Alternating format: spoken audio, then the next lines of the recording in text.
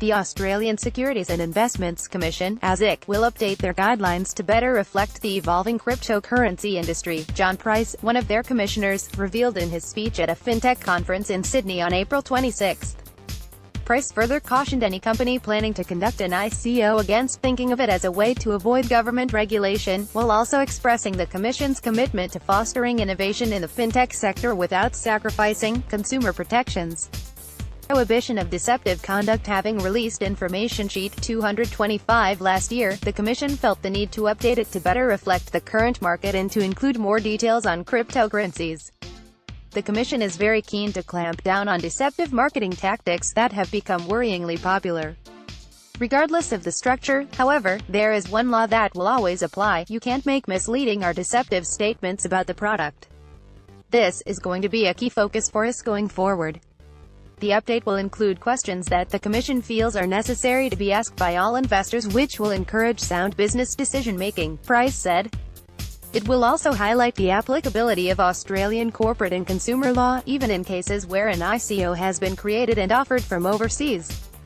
The update will also detail how the Australian financial laws that prohibit misleading and deceptive conduct will apply in the cryptocurrency industry, Price added, insisting that this will be an area on which the Commission will place great emphasis.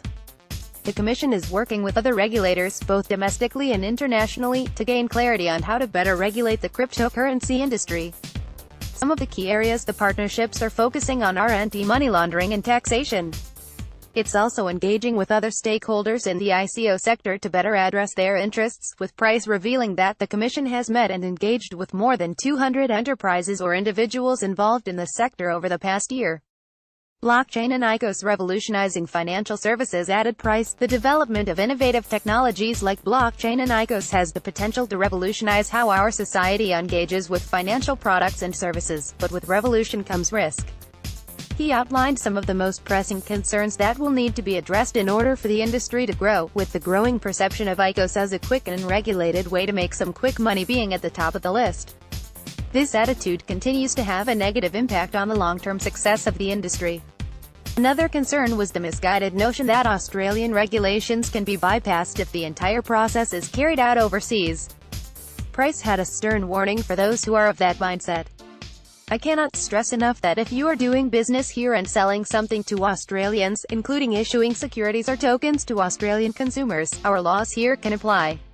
He ended his speech by advising everyone present to acquaint themselves with the updated guidelines and to get in touch with the Commission to discuss their business models as early during the process as they can, so that it can offer any assistance required.